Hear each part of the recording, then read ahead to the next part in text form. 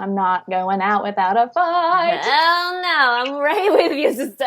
Right there with you.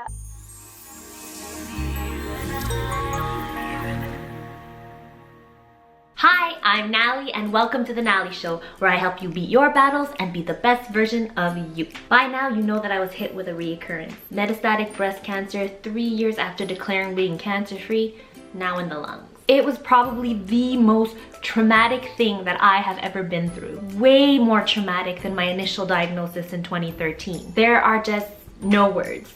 No words to describe how scary it was, and still is. But if there is one person who can help me put this experience not just into words, but into wisdom, is my fellow 4-time cancer survivor, Stephanie Madsen, aka Derailing My Diagnosis. This woman puts my indescribable thoughts and feelings into the perfect sentences. Diagnosed at 25 years old with a really rare and aggressive cancer, Stephanie fought not once, not twice, but 4 times. That's 3 recurrences. She was only given a 20% chance of surviving the first year. But 5 years later, at 30 years old today, she's not just alive, she's thriving. As a writer, speaker, motivator who's about to wrap up her first book, this girl was on Ellen. That's my dream. I want to be on Ellen. Basically, her journey makes me shut up and keep going. And I have real problems. Her blog, derailingmydiagnosis.com, gives me so much hope, and to thousands of others. Together, we realize there's not that much information online about recurrences. I guess because it's something that only those who've been through it get it,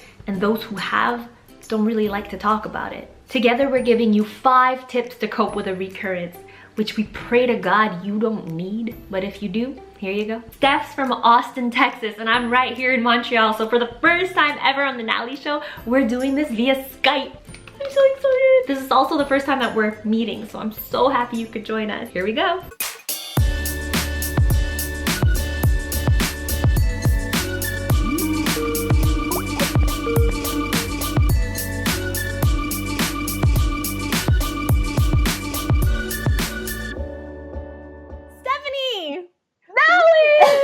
Welcome on the Nalie Show. You're in freaking Texas. I know, Austin. What's up? I'd love for you to explain what kind of cancer you had, because I find even I have trouble describing it because it's such a rare and aggressive cancer. So what exactly were you diagnosed with? So I was diagnosed 2 weeks after my 25th birthday with large cell neuroendocrine cancer of the cervix. See, I didn't even know how to pronounce that. So I'm like, let me just tell her to say it. I know. Yeah, so neuroendocrine, neuro meaning like nervous system, and endocrine meaning your hormonal system. But what makes mine so rare is the fact that it started in my cervix. There's less than 15 women in the entire English-speaking world with this diagnosis. That's insane. So he did some quick math, estimated, and he's like, you're pretty much like 1 in 50 million. Way to be unique, right? Like right? I know, I always say that. I'm always like, I always knew it was special, but like, come on. Yes. And you always put your amount of surgeries in numbers. Like, can you just give us that brief summary of what you've actually been through in the past 5 years? So when I was diagnosed, I had a radical hysterectomy right away. So that was my first surgery. So I have had a total of 4 surgeries, 55 chemotherapy treatments, 28 radiation treatments, and then, the assortment of self-injections and ER trips and blood transfusions and all that stuff. So it was over the course of 3.5 years of active treatment with, a few months of being cancer-free and then the cancer coming back. So it's been quite the roller coaster. So how many times did you go through the hair loss and then the hair growth and then the hair loss? Because this is my second time and I'm... Yeah. 5 times.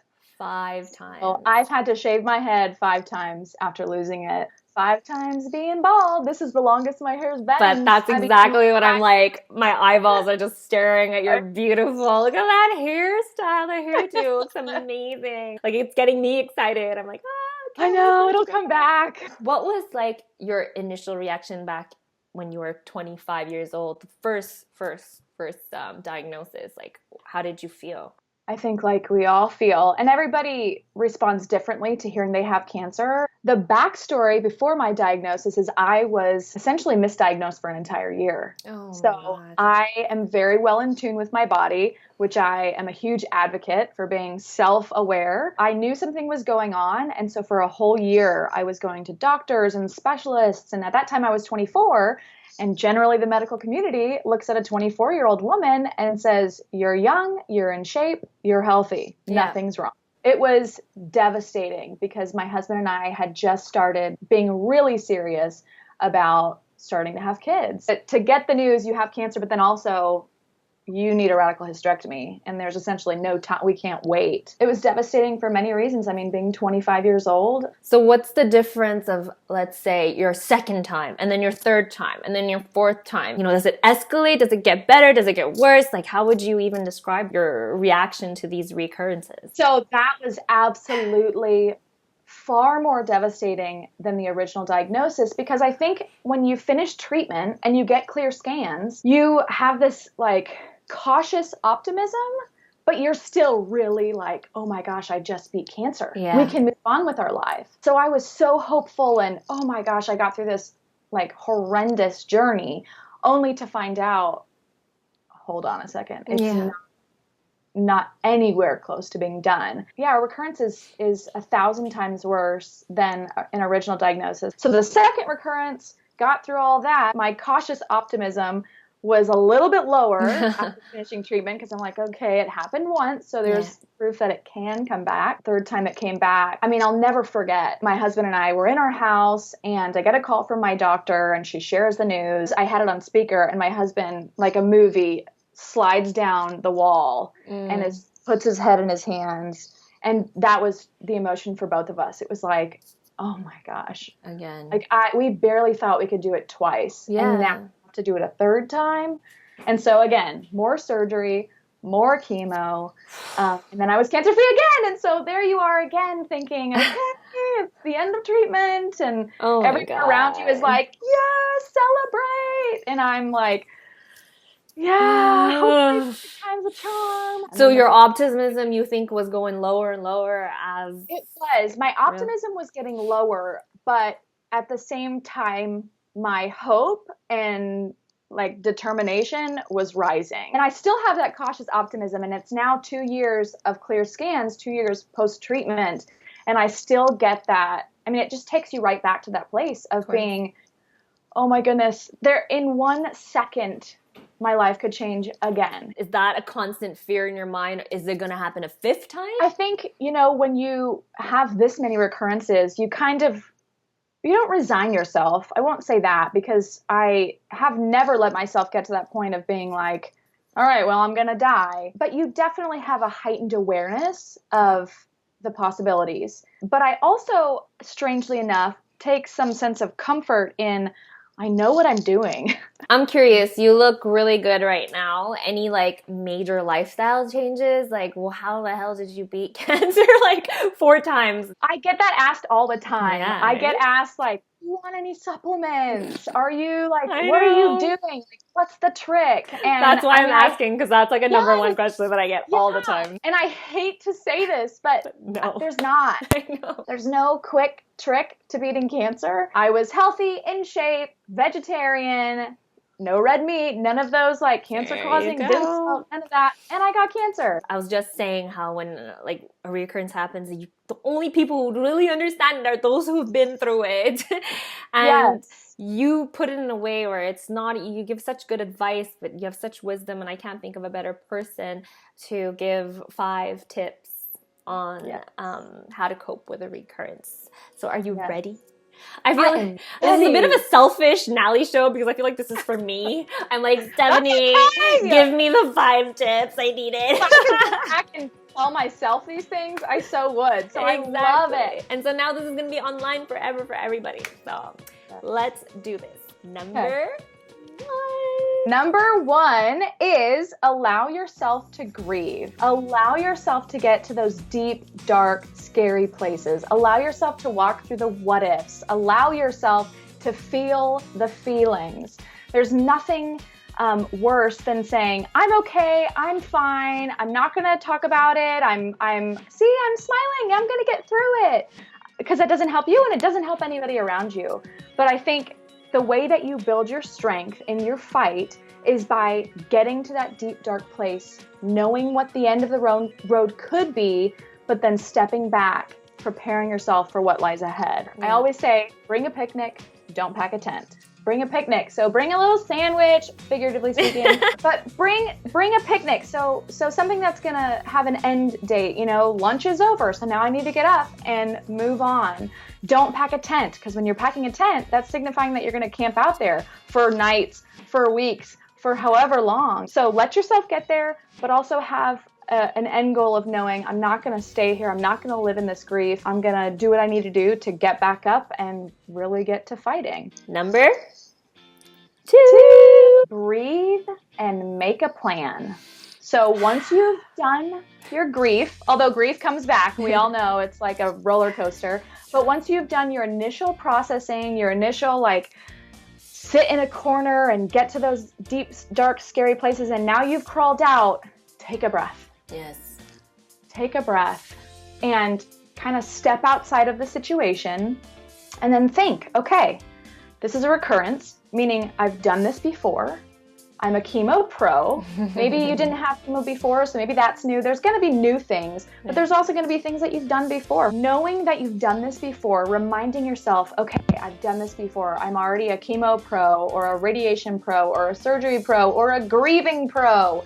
Whatever it may be, I think that gives us the strength to know, okay, I can do this, I can do this. And then you're going to make a plan. So practically speaking, look back at your previous fight, and not in a way of like, what did I do wrong? Because that doesn't get us anywhere. But like, what do I want to change about this time? Do I want to add certain rituals? Do I want to add integrative therapies? Do I want to start acupuncture and I didn't do that before? Do I want to start juicing and I didn't do that before? I think you have the unique opportunity to realize like, I've done this before and now I kind of get a chance to do it again, though I don't want to, but you have a greater ability to make a stronger plan for this time going through. Exactly. Like I wrote the Chemo Secrets e-guide right after. And then I'm like, wow, didn't think I'd have to open this book and reread it for myself, which I did. And there's so many things that I was like, wow, okay, I forgot about this. This is going to be helpful. But there's also things that I wanted to add and that I hadn't done before that I learned from other people's experiences that I wanted to apply this time around. Number 3 is remain hopeful. You know, I think a lot of times numbers get in our heads, like statistics get in our heads. For me, I had to block that out. Like the statistics don't matter. You can tell me that I'm not going to survive because all of these other people didn't survive. I don't want to hear it. I don't need to know it. I know. Metastatic breast cancer statistics are so scary too. You can beat the statistics. There's always got to be that first person. You know, I think back when like cancer was a new thing or like more aware, there was always that first person who beat metastatic breast cancer. There was always that first person who beat whatever other type of cancer you're facing. And if there wasn't that first person can be you. I will always remain hopeful until I take my last breath. Yes. Because there's always hope. For me, there were many days that I would go to sleep and just pray to God that I would wake up in the morning because I was so sick and literally knocking at death's door. Oh my gosh, like please just let me make it through the night. So in those moments, it was like a little speck of hope. But you remained hopeful. Yes, so remain hopeful. There's so much hope to be had. I have like goosebumps on my non-hairy arm. Number 4. Set goals and look forward. It may be a little goal, like this Friday, I'm gonna do XYZ. Maybe you're not sure you're gonna be feeling good on Friday, so maybe it's like tomorrow morning, if I'm feeling good, I'm gonna do XYZ. Yeah. So those are like short-term goals or long-term goals. For me, it was the long-term goals that kept my eyes looking forward. Once I'm done with treatment, we're going on a vacation. But set goals, because when you're setting goals, that's telling yourself that there is a future. And I think with recurrences, it's easy for us to look back and wonder, what could I have done differently? Or why me? Why does this have to come back a second time? Or you look back and think, oh, I shouldn't have done that type of treatment. That won't get us anywhere. It's gonna steal your strength for the moment that you need right now. So look ahead, look forward, be excited about being done with chemo. Like, yay, I get released from the hospital. Yeah, or, celebrate. No matter how many times you have to re-celebrate after, just keep celebrating those little milestones. This isn't going to be forever. Nauseous on the bathroom floor isn't going to last forever. Yeah. So don't stop making plans. Don't stop looking forward. Don't stop setting goals for yourself, short-term and long-term. They are so beneficial. Yeah, and that's exactly what I do. I have my calendar. I know when chemo is, and then I'm like, okay, usually I feel better a week after a week of recovering, and then I start like marking down like what I'm gonna do, and then I go as far as planning my next trip with V, or planning our wedding, and then he's like, what are you doing? And I'm like, this is my bridesmaid, this is my bridesmaid, this is your groomsmen. They're gonna walk together. A lot of people, I think it's true. That's the mistake. They're like, well, I guess we're not getting married then, you know? Like, I guess maybe I won't be here. Those are the people who bring a tent and not a picnic. So we are at the last one. Number 5. Choose joy. Choose joy above anything else. Choose joy. Choose joy above happiness, because happiness is fleeting. The first step is to identify the difference between joy and happiness. Happiness is dependent on your outward circumstances. Happiness is dependent on what's going on around you, or what somebody can do for you, or what circumstance makes you feel a certain way. Happiness is all outward, whereas joy is a conscious decision within your soul. And it can't be changed by circumstance, because it's a decision that you've made within yourself. So-and-so can say something, the doctors can say something, your nausea can even say something, but if you within yourself keep choosing joy, and it may be a daily thing, a weekly thing, a monthly thing, it may be an every second thing. It was for me. Joy is within yourself. So nothing can change that, but you do have to make that conscious effort. It's not okay, I chose joy, so now I'm joyful. No, it may be an every second reminder. Even if it's just like a little silver lining, even if it's just like glitter specked into your day, choosing joy over what your circumstance is telling you will radically change your perspective on your circumstance. Choose joy. Yes. Bam! Yeah, give me a high five on that. Like, I feel like I'm ready for my chemo and whatever. Honestly, whatever life is to throw at me now, I feel like I'm ready just because of those 5 tips you just said, just because of everything you do and represent. I feel like I'm ready for anything, whether it's cancer or something else. And I hope you are too, speaking to you who's watching right now. Whatever comes your way, knock it out of the way. It is time for the random question. Oh, yeah. I think you could relate to this, but you know, we are so much more than just our cancer. But what would you say is your hidden talent? Oh my goodness.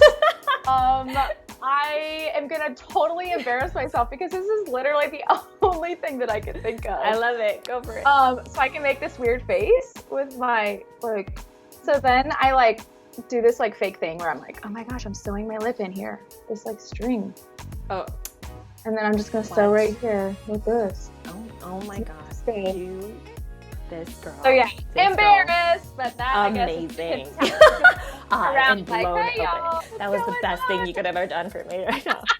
All right, guys, now it is your turn. We have a question for you. So our question is, how do you find hope? How do you choose joy every day? How do you find hope amidst a recurrence or any other life struggle? Yes, would love to know. Leave us a comment below. If you want to follow Stephanie, her information is right below. Definitely worth following her, because she changed my life. I'm sure she'll change your life too. If you like this video, give it a thumbs up. If you want to check out my vlogs, they're up there. You want to check out the last episode, it's down there. Don't forget to subscribe. I release videos every Monday. Be patient, be kind to yourself. Be joyful, be hopeful, and be empowered. Woo! All right, see you guys next week. Mwah. I ain't camping ever again.